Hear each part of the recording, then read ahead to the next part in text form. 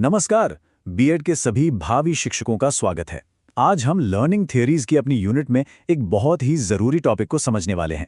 BF Skinner का operant conditioning सिद्धांत, जिसे हम क्रिया प्रसूत अनुबंधन सिद्धांत भी कहते हैं। तो चलिए इसे एकदम आसान भाषा में समझते हैं। तो चलिए शुरू करते हैं। सबसे पहले ये समझना जरूरी है कि स्किनर का मूल विचार, उनका कोर आइडिया था क्या। मतलब आखिर ये पूरा सिद्धांत किस नींव पर खड़ा है। स्किनर का सबसे अहम पॉइंट यही है। उनका कहना था कि हम जो भी करते हैं, हमारा कोई भी व्यवहार उसके बाद होने वाले नतीजे या परिणाम से कंट्रोल होता है। मतलब वो काम जो हम अपनी मर्जी से करते हैं, स्किनर ने उन्हें ऑपरेंट्स का नाम दिया। और ये काम इस बात पर निर्भर करते हैं कि उस काम के फौरन बाद होता क्या है। संक्षेप में कहें तो हमारे काम का नतीजा ही तय करता है कि हम वो काम दोबारा करेंगे या नहीं। इसे और अच्छे से समझने के लिए चलिए ऑपरेंट कंडीशनिंग और क्लासिकल कंडीशनिंग के फर्क को देखते हैं। देखिए, क्लासिकल कंडीशनिंग में सीखने वाला एक तरह से पैसिव होता है, मतलब निष्क्रिय। एक स्टिमुलस आता है और वो बस उस पर रिएक्ट करता है। लेकिन ऑपरेंट कंडीशनिंग में सीखने वाला एकदम एक्टिव होता है।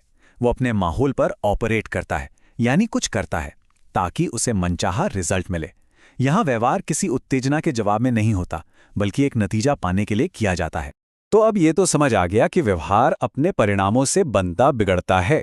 स्किनर ने इन परिणामों को, इन नतीजों को दो मेन कैटेगरीज में बांटा, जिनके जरिए व्यवहार को बदला जा सकता है। और ये हैं रीइंफोर्समेंट यानी पुनर्बलन और पनिशमेंट यानी दंड। सबसे पहले बात करते हैं पुनर्बलन की। ये कोई भी ऐसा नतीजा है जो किसी व्यवहार को, जिसके बाद वो आता है, और ज्यादा पक्का कर दे, उससे मजबूत कर दे। इसका सीधा सा मतलब ये है कि उस व्यवहार के दोबारा होने के चांसेस बढ़ जाते हैं। तो पुनर्बलन का मकसद हमेशा किसी व्यवहार को बढ़ाना या बनाए रखना होता है। और अब देखते हैं दंड को।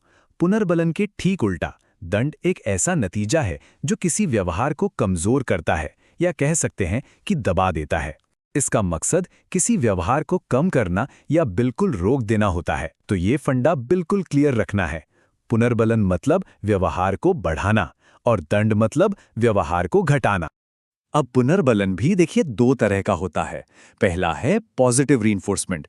इसमें हम कुछ अच्छा जोड़ते हैं, ऐड करते हैं। जैसे किसी बच्चे ने अच्छा काम किया तो उसकी तारीफ कर दी। ये तारीफ का जुड़ना पॉजिटिव रीइंफोर्समेंट है। दूसरा है नेगेटिव रीइंफोर्समेंट। यहां अक्सर कंफ्यूजन होता है, तो ध्यान से समझिएगा। इसमें हम कुछ बुरा, कुछ अनचाहा हटाते हैं, रिमूव करते हैं। कार वाली मिसाल एकदम सही है। सीट बेल्ट ना लगाने पर जो आवाज आती है वो परेशान करती है। जैसे ही हम सीट बेल्ट लगाते हैं, वो निप्रिय आवाज बंद हो जाती है। तो यहां कुछ बुरा हटाया गया, जिससे सीट बेल्ट लगाने का व्यवहार मजबूत हो गया। ये टेबल देखिए, ये इन चारों कॉन्सेप्ट्स को एक ही जगह पर एकदम साफ कर देती है। ऊपर से नीचे देखिए, जब व्यवहार बढ़ रहा है तो वो रीइंफोर्समेंट है, और जब व्यवहार घट रहा है तो वो पनिशमेंट है। अब लेफ्ट से राइट देखिए, जब कुछ जोड़ा जा रहा है तो वो पॉजिटिव या प्रेजेंटेशन है, और जब कुछ हटाया जा रहा है तो वो नेगेटिव या रिमूवल है। तो बस इन दो बातों को मिलाकर देखिए। कुछ अच्छा जोड़ा जिससे व्यवहार बढ़ा, पॉजिटिव रीइंफोर्समेंट। कुछ बुरा हटाया जिससे व्यवहार बढ़ा, नेगेटिव रीइंफोर्समेंट। कुछ बुरा जोड़ा जिससे व्यवहार घटा, प्रेजेंटेशन पनिशमेंट। और कुछ अच्छा हटाया जिससे व्यवहार घटा, रिमूवल पनिशमेंट। ये चार्ट एग्जाम के लिहाज से बहुत बहुत इंपॉर्टेंट है। चलिए अब थ्योरी से आगे बढ़ते हैं और स्किनर के उस मशहूर एक्सपेरिमेंट को देखते हैं जिसने ऑपरेंट कंडीशनिंग के सिद्धांतों को सच साबित किया। ये एक्सपेरिमेंट स्किनर बॉक्स के नाम से जाना जाता है। ये जो आप देख रहे हैं, यही है वो famous Skinner box. BF Skinner ने इसे खास तौर पर डिजाइन किया था अपने एक्सपेरिमेंट्स के लिए, ज्यादातर चूहों और कबूतरों पर। इस बॉक्स में आप देख सकते हैं एक लीवर है और खाना देने का एक सिस्टम लगा हुआ है। तो ये एक्सपेरिमेंट हुआ कैसे? बहुत सिंपल है। स्टेप 1, एक भूखे चूहे को बॉक्स के अंदर रखा गया। अब चूहा भूखा है तो वो खाने की तलाश में इधर उधर घूमेगा ही। स्टेप 2, घूमते घूमते गलती से उसका पंजा एक लीवर पर पड़ जाता है।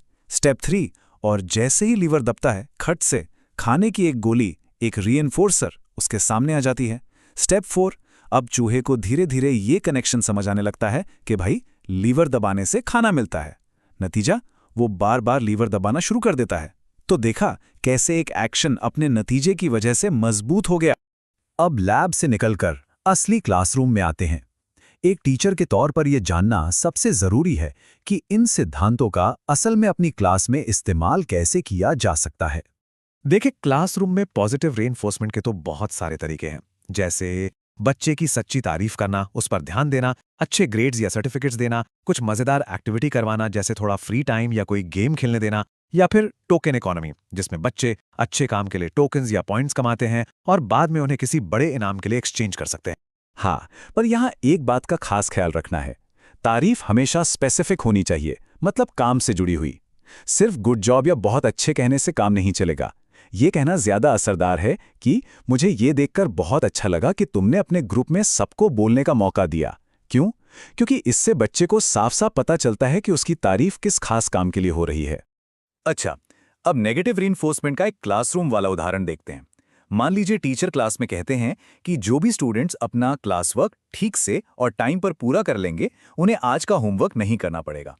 अब यहाँ क्या हो रहा है? होमवर्क, जो अक्सर बच्चों को पसंद नहीं होता, उसे हटाया जा रहा है। किस चीज के लिए?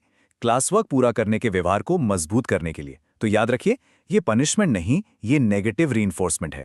अब बात करते हैं उन स्ट्रैटेजीज की जो क्लास में गलत व्यवहार को कम करने में मदद करती हैं। इसमें डांटना, फटकारना शामिल है।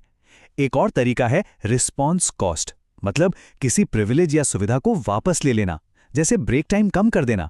और फिर है सोशल आइसोलेशन, या जिसे हम आम भाषा में टाइम आउट कहते हैं। अब जैसा कि हर थ्योरी के साथ होता है, स्किनर के सिद्धांत के भी शिक्षा में बहुत फायदे हैं, पर इसकी कुछ कमियां और सीमाएं भी हैं। तो चलिए दोनों ही पहलुओं को समझ लेते हैं। अगर हम इसके फायदों की बात करें तो इसने एजुकेशन को बहुत कुछ दिया है, जैसे बिहेवियर मॉडिफिकेशन की तकनीकें, प्रोग्राम्ड लर्निंग जिसमें कंटेंट को छोटे छोटे स्टेप्स में सिखाया जाता है, उसका आधार भी यही थ्योरी है। इसने रिवॉर्ड्स के जरिए मोटिवेशन पर बहुत जोर दिया, और हाँ, टीचर्स को क्लासरूम मैनेजमेंट के लिए बहुत असरदार तरीके दिए। लेकिन हमें कुछ बातों से सावधान भी रहना होगा। पहली बात तो ये कि पनिशमेंट सिर्फ गलत व्यवहार को दबाती है, वो ये नहीं सिखाती कि इसकी जगह सही व्यवहार क्या करना है।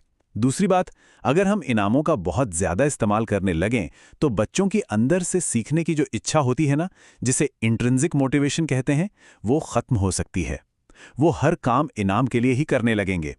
ये टीचर स्टूडेंट के अच्छे रिश्ते में भी रुकावट डाल सकता है। और इसकी सबसे बड़ी आलोचना यही है कि ये थ्योरी सीखने में दिमाग के रोल को, यानी हमारी सोच, समझ, इन सब चीजों को पूरी तरह से नजरअंदाज कर देती है। तो चलिए अब फटाफट से इस पूरी बातचीत के जो सबसे जरूरी पॉइंट्स हैं उन्हें एक बार रिवाइज कर लेते हैं। ये एग्जाम के लिए खास तौर पर ध्यान में रखिएगा। तो 4 मोटी मोटी बातें जो हमें याद रखनी है। पहली, ऑपरेंट कंडीशनिंग का सीधा सा मतलब है नतीजों से सीखना। दूसरी, रीइंफोर्समेंट चाहे पॉजिटिव हो या नेगेटिव, उसका काम हमेशा व्यवहार को मजबूत करना यानी बढ़ाना है। तीसरी, पनिशमेंट चाहे जैसी भी हो, उसका काम हमेशा व्यवहार को कमजोर करना यानी घटाना है। और चौथी बात, इन सिद्धांतों का इस्तेमाल क्लासरूम मैनेजमेंट और बिहेवियर मॉडिफिकेशन में खूब होता है। और आखिर में एक सवाल जिसके बारे में सोचना जरूरी है। एक टीचर होने के नाते पुनर्बलन का इस्तेमाल असरदार तरीके से कैसे किया जा सकता है, बिना छात्रों को बाहरी इनामों का आदी बनाए? इस सवाल पर सोचिएगा जरूर। बहुत बहुत धन्यवाद।